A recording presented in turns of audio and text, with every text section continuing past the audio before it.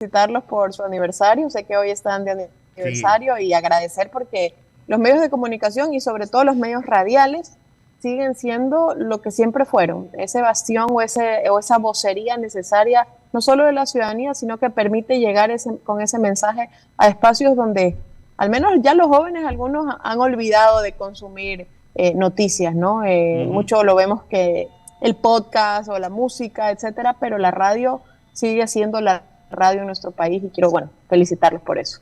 Muy amable, gracias, Ana Belén. Bien, Ana Belén ahora, una vez que ya cierra su etapa asambleísta, abre otra que es estar al frente de la Secretaría Anticorrupción. ¿Qué nos puede comentar al momento? Yo le digo, si soy honesto, no le puedo comentar sobre un tema, porque hay una serie de hechos que son de conocimiento público, pero usted que está ahí, como se dice comúnmente, en el intestino del monstruo, de este gran monstruo que es la corrupción. ¿Cómo se lo está manejando, Ana Belén? Gracias por su pregunta. A ver, primero aclarar un poco cuáles son las competencias que tiene la Secretaría Anticorrupción porque se tiende a confundir. De hecho, cuando yo me posesioné en el cargo, van a ser ahora ya mismo 3 meses, Ujú. se pensaba y decía, bueno, tú vas a perseguir la corrupción, tú Claro. vas a recuperar lo robado y mire, eso yo creo que al menos desde que estuve en la Asamblea es lo que todos los ecuatorianos queremos, los 18 millones de ecuatorianos Ujú. queremos recuperar lo que se ha robado, los millones de dólares que se han ido en corrupción y que precisamente son millones de dólares que se pudieron haber invertido en educación de nuestros niños, en salud de nuestros pacientes o en jubilación de nuestros ancianos. Y con esos antecedentes quiero aclarar estas competencias porque por supuesto vivimos en un Estado de Derecho donde las competencias o las responsabilidades de cada organismo del Estado están claramente establecidas y la Secretaría Anticorrupción tiene sus competencias claramente dadas por su estatuto y por su decreto, que son prevenir, educar y elaborar política pública. Cuando los actos de corrupción se consuman, llámese en compras públicas sobre precios, pueden ser sobornos, extorsiones, bueno, tantos tipos, la tipología de la corrupción, termina el trabajo de la Secretaría Anticorrupción y comienza el trabajo de la Fiscalía, de los jueces y de la Contraloría General del Estado en términos administrativos. Pero ¿qué sí se puede hacer antes de que los hechos se consumen? Prevenir. Y en eso hemos trabajado en distintas líneas. ¿Por qué prevenir? Nosotros nos hemos aliado con la sociedad civil, en este caso con la Fundación CAGE, y hemos apoyado para llevar adelante a nivel nacional una aplicación que se llama el corruptómetro. Este corruptómetro se lo puede descargar por el momento en Android. Estamos trabajando para que también Apple nos permita descargarlo para iPhone. Y este corruptómetro es una herramienta que le permite al ciudadano, al periodista, a los agremiados, a funcionarios públicos, hacerlo de manera pública o privada, levantar alertas tempranas de corrupción. Ingresan, está su provincia, su cantón, su ciudad, etcétera. Hay las diferentes tipologías, se explica cada una de ellas de los presuntos actos de corrupción, pueden agregar fotos, documentos, etcétera, y poner su alerta temprana de manera frontal o de manera anónima y darle seguimiento a eso. ¿Y qué hacemos con eso? Si es que, por ejemplo, me denuncian que ha habido algún hecho de corrupción en un contrato que ya se ha ejecutado y ya se ha adjudicado precisamente, corremos traslado a las autoridades competentes. En los casos en que no se ha ejecutado, todavía no se ha adjudicado, que los TDRs están direccionados, que los TDRs no están hechos de manera técnica, que los informes de necesidad están mal hechos. Recibimos, de hecho hemos recibido alertas tempranas sobre esos temas y podemos frenar. ¿A qué me refiero frenar? Cruzamos la información con la autoridad competente, sea ministro, secretario, gerente general, etcétera, y digamos, contrastamos la información, un poco lo que, en parte lo que se hacía en la asamblea, lo que hacen los periodistas serios, por supuesto, y precisamente a veces cerramos procesos y en algunos casos cuando no se cierran procesos, pues se ponen las denuncias. ¿A qué me refiero con cerrar procesos? El ciudadano, hemos conseguido casos en que el ciudadano o el denunciante quiere y de hecho lo hace, se acerca con la autoridad, el ministro, el gerente, el secretario de Estado, aclara temas que no estaban de manera transparente, se corrigen temas que no estaban bien hechos, porque por supuesto eso también ocurre, y prevenimos la corrupción. Eso en cuanto a la prevención. En cuanto a la educación, ¿sabía usted que nosotros ya hemos formado 10.000 funcionarios públicos en ética y integridad pública? Y me dirían, bueno, pero es que a veces ya está enraizada la corrupción, al menos en las personas adultas, está normalizada. Por algo tenemos que empezar y por algo tenemos que trabajar. Y un último hecho no menos importante, en la reforma curricular que está llevando adelante la ministra de Educación, la ministra Brown, precisamente para la región Costa en abril de 2024 y región Sierra en septiembre de 2024. Nuestros niños y nuestros jóvenes, a través de una consultoría con la cooperación alemana que hicimos nosotros, volverán a estudiar de manera metodológica y transversal en las aulas ética e integridad pública, algo que se ha perdido y que nosotros ya dejamos de recibir en las aulas. Y me quedo con dos temas. Uno, las políticas públicas, que eso es importante, y es lo que, no solamente en materia de anticorrupción, en otros órdenes también.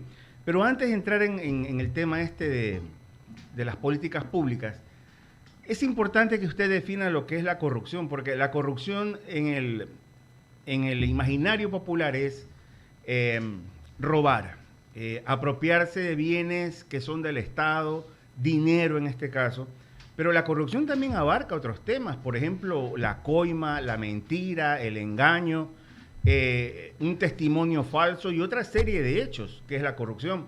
Porque, reitero, siempre lo estamos vinculando al aparato estatal, pero eso va más allá, o su tarea se circunscribe estrictamente a lo que es dineros públicos, Ana Belén.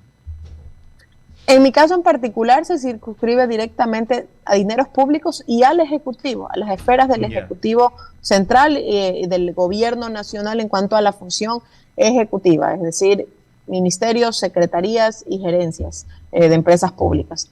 Sin embargo, nosotros también trabajamos, y eso porque precisamente nuestro trabajo es integral, ya estamos capacitando a funcionarios de distintos GATS. La alcaldía de Riobamba nos ha solicitado tener los cursos de ética e integridad pública y ya los culminaron, ahora quieren que apliquemos otra de nuestras herramientas, que es el PCR anticorrupción. De hecho, hoy estoy en la ciudad de Guayaquil para cerrar el PCR anticorrupción que hemos hecho en ese proceso en 19 alertas tempranas en SENAE precisamente. Y eso quieren hacerlo las alcaldías, nos ha solicitado la alcaldía de Riobamba, la prefectura de Pastaza y algunos otros GATS, y nosotros gustosos de hacerlo. Pero usted me pregunta ahora sobre la definición de corrupción y estamos hablando de recursos públicos, etcétera. Claro. Pero también es aprovecharse del cargo. Aprovecharse de la posición o del cargo o del poder que uno presuntamente, porque no ejerces poder, el poder es algo efímero y que es más volátil que cualquier otra cosa, pero aprovecharse de ese presunto poder o de ese presunto cargo para obtener beneficios, dádivas, desde algo tan sencillo como pasarse la fila o no respetar los turnos, etcétera. Y hay temas que están enraizados, sí, en el sector público y normalizados, pero recordemos que la contratación pública se da de dos partes, ¿no? Está el Estado de un lado, por supuesto que sí, pero también están los privados, que son los proveedores, y que en muchos casos, para, digamos, no sé, apresurar un pago, que un trámite camine, que algún proceso avance, han creído o han tenido la usanza o la idea de que eso funciona con otras formas distintas que no sea necesariamente solicitar por un oficio que algún tema se agilice, ¿no? Entonces, yo creo que con esos antecedentes también es un trabajo mancomunado, por eso dije hace un momento que ese trabajo que se está haciendo y se va a hacer con nuestros niños y nuestros jóvenes es fundamental, porque precisamente este ideario o este imaginario de la corrupción está enraizado y normalizado y nuestros niños y nuestros jóvenes están creciendo de esa manera. Entonces, empezar a trabajar desde no es nuestro futuro, nuestro presente, que son nuestros jóvenes, es parte de ese trabajo que se hace, ¿no? Claro, efectivamente, y bien lo describe usted, porque escuchamos que la educación, la primaria, la esencial comienza en la casa. Entonces, si nosotros vamos enseñando todo lo que son valores, ¿no? Y en este caso, qué bueno que los GATS asuman este compromiso o requieran de sus servicios, porque finalmente el empleado público termina conectando en casa y multiplicando también todo este conocimiento y transmitirlo a los niños, a los jóvenes, porque sí, efectivamente, la coima, el engaño, la falsedad, el hecho de ir más allá de los cargos públicos, ¿no? Como autoridad, el abuso, en otras palabras, eso ya se ha normalizado en el Ecuador, pero es algo que debemos romper. Porque yo no me conformo como cuando dicen, pero es parte de la costumbre latinoamericana.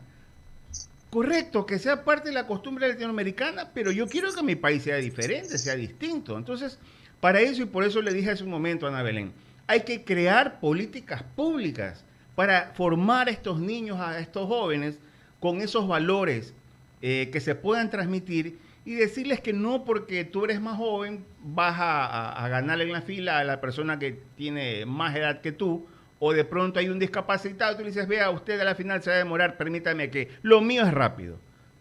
No funcionan las cosas así, Ana Belén, porque usted ha viajado al exterior y sabe perfectamente que cuando uno está incolumnado, no sirven esos argumentos de que lo mío es rápido, permítame un ratito, porque no le van a dar espacio. Así de sencillo, Ana Belén. ¿Cuál es su criterio al respecto? La famosa viveza criolla, digamos así, sí, eso es un poco en resumen de lo que usted acaba de mencionar. Y eso es un tema que está enraizado y que precisamente desde nuestros niños y de nuestros jóvenes se ha pretendido normalizar, ¿no? Nuestros niños y nuestros jóvenes ven que, no sé, si es que un vigilante de tránsito para a su papá o a su mamá en el vehículo, y en algunos casos, no digo siempre porque no podemos generalizar, pero en algunos casos, para no asumir la responsabilidad de una infracción de tránsito, pues se ofrece algún dinero a un vigilante de tránsito, etcétera, o se le pide, por favor, no aplique la ley, etcétera. Esas cosas o esos hechos van calando en la conciencia de nuestros niños y nuestros jóvenes. Y precisamente es esa batería de herramientas que se les brinda a los niños y a los jóvenes desde niños, pero sobre todo con el ejemplo, en el cumplimiento irrestricto de la ley. Se sabe, por ejemplo, que en Estados Unidos existe el famoso concepto rule of law, ¿no? Ese respeto irrestricto a la ley, y así sea la ley mala, injusta, dura, lo que fuese, se respeta a cabalidad. Sabemos, por ejemplo, que en Estados Unidos o en Europa los excesos de velocidad, cosas tan básicas como el comportamiento de los vehículos en las vías, se respetan a cabalidad, y acá digamos que está sujeto a matices o a conversaciones a veces con la autoridad de tránsito. Eso por comentar temas quizás pequeños, pero hay otras cosas que, por ejemplo, yo hablo del Ejecutivo, que no se ven y finalmente forman parte de una ética pública. Yo recuerdo que cuando inició el periodo de gobierno del presidente Guillermo Lasso, sobre todo ahora que estoy en un vehículo del Estado, es justo teniendo esta entrevista para luego ingresar a otro medio de comunicación, el presidente Guillermo Lasso dijo, los vehículos que movilizan a los funcionarios del Estado, todos utilizan placas, en estos momentos estábamos utilizando placas, no solamente eso, los vehículos se utilizan en horario de trabajo. Cualquier vehículo que necesite salir fuera del horario de trabajo debe justificar y utilizar un salvoconducto, se utiliza o se pide un salvoconducto a la Presidencia de la República, y justificar para qué hecho de trabajo o reunión fuera del horario laboral lo va a utilizar. Usted no verá, como si se veía en el pasado, vehículos del gobierno nacional o del Estado circulando un sábado o un domingo en Salinas, en Punta Blanca, en Vallenita, etcétera, como ocurría en periodos anteriores. Y con esos antecedentes creo que podrán decir, bueno, pero eso es parte del trabajo, al final es un vehículo. Sí, pero cada centavo, cada dólar, cada abuso de poder normaliza y ejemplifica lo que no se debe hacer, ¿no? Entonces yo creo que son hechos pequeños que finalmente suman a una ética y a una integridad pública del funcionario, ¿no? Definitivamente. 7:50. Le paso con mi compañero el abogado Ramiro Cepeda. Ana Belén, un gusto. Solo para contextualizar, tampoco los vemos en Atacames, en Esmeralda, en Pifo, sí, porque solo en lugares de la costa no se veían los vehículos, también se veían en lugares de la sierra, y siempre me gusta puntualizar porque siempre se dice que el que va al margen de la ley es el costeño y no precisamente los de otros lugares de la sierra. Yo me acuerdo de mi juventud, cuando en los cuadernos escolares se ponía en la contraportada, por ejemplo, el alfabeto para un niño. Usted es muy joven. Es verdad.